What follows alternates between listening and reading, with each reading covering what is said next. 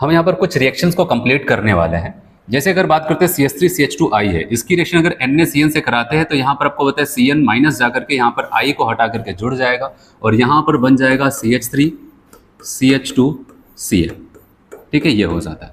ठीक है, यहाँ पर साइनाइड बन के तैयार हो जाता है। फिर उसके बाद बताया गया यहाँ पर हम क्या कर रहे हैं, इसके हाइड्रोलिसिस करेंगे, लेकिन याद रखना यहाँ पर एक टर्म यूज किया है, पार्शियल हाइड्रोलिसिस। अगर हम साइनाइड की कंप्लीट हाइड्रोलिसिस करते हैं तो एसिड में चला जाता है, लेकिन जब पार्शियल हाइड्रोलिसिस करते हैं तो याद रखना वो क्या करेगा, वहां पर आप एमाइड में इसको पहुंचाओगे। तो यहाँ पर CN ग्रुप एमाइड में कन्वर्ट होगा, हम कहेंगे ये CH3CH2 और यहाँ पर CONH2 में कन्वर्ट हो जाता है। किसमें? CONH2।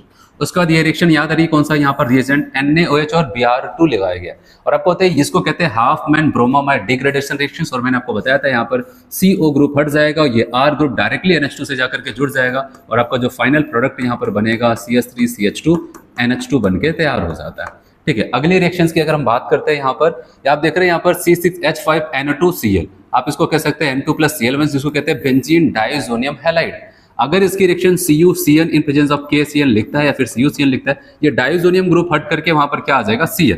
तो अगर मैं आपको यहाँ पर बताऊं, यहाँ पर प्रोडक्ट बन जाएगा C6H5Cl। ठीक है, साइनोबेंजीन बन जाता है। उसके बाद आप देख रहे हैं यहाँ पर हाइड्रोलिसिस किया जा रहा है और याद रखना अगर पार्शियल बोलता तब CN को हम एमाइड में लेके जाते हैं। अगर पार्शियल वगैरह कुछ नहीं बोल रहे, हम कंप्लीट हाइड्रोलिसिस करेंगे और इसको CN को कन्वर्ट कर देंगे एसिड में। तो आप बताओगे ये बन जाएगा C6H5 और यहाँ पर COOH। देख रहे हैं यहाँ पर बेंजोइक एसिड बन गया। और अमोनिया के साथ अगर इसको हम रिएक्शंस कराते हैं, ये एसिड और अमोनिया बेस, तो साल्ट बनेगा और इसके बाद यहाँ पर हीट का भी साइन लगा है तो वहां से फिर वाटर रिमूव होगा। तो फाइनली जो हमारा प्रोडक्ट यहाँ पर बनेगा C6H5CONH2 बन के तैयार हो जाता है। ठीक है, ये यहाँ पर C प्रोडक्ट, क्योंकि हीट लगा है तो वहां पर जो सॉल्ट बनेगा वहां से वाटर को भी रिमूव करना पड़ेगा। चलिए अगले रिएक्शंस की बात करते हैं। CH3CH2Br KCl रिएक्शंस करा रहे, तब को पता है K+Cl-, तो यहाँ पर CN जाकर के एक न्यूक्लियोफाइल बन करके Br को हटा करके जुड़ जाएगा और यहाँ पर अगर हम लिखते हैं तो हमारा जो प्रोडक्ट बन जाएगा CH3, हम कहेंगे CH2 और Br के यहाँ पर लगा देते हैं Cl। फिर आपको पता है लिथियम एल्युमिनियम हाइड्राइड वो क्या करता है, CN को रिड्यूस कर देता है, प्राइमरी अमीन में पहुंचा देगा और यहाँ पर इसको रिड्यूस कर देगा तो ये आपको ऐसे मिलेगा CH3CH2 और यहाँ पर क्या हो जाएगा CH2NH2। CN को CH2NH2 में कन्वर्ट कर देता है और आप देख रहे हैं ये क्या है, नाइट्रस एसिड। अगर कोई भी एलिफेटिक, याद रखना ये एलिफेटिक प्राइमरी अमीन हो और उसकी रिएक्शन नाइट्रस एसिड से कराई जाएगी तो याद रखना जितने कार्बन का अमीन है उतने कार्बन का एल्कोहल बनता है। ये जरूर हर कोई याद रखेगा यहाँ पर CH3CH2CH2OH, क्योंकि देखने में लगता नहीं है, ठीक है, कि अमीन से हम अल्कोहल में पहुंच जाएंगे, लेकिन याद रखना अगर नाइट्रस एसिड से रिएक्शन कराते हैं प्राइमरी एलिफेटिक अमीन का तो NH2 ग्रुप की जहां पर OH आ जाता है, ये जरूर याद रखना। चलिए अगली रिएक्शन को कंप्लीट कराते हैं। ये है आपका C6H5NO2, इसका मतलब नाइट्रोबेंजीन। और आपको पता है FeSCl, SnHCl या फिर H2 प्लेटियम निकल, ये सब के सब रिड्यूसिंग एजेंट होते हैं। यहाँ पर NO2 को कन्वर्ट कर देते हैं NH2 में, तो ये बन जाएगा C6H5NH2। आप देख रहे क्या बन गया, एनिलीन।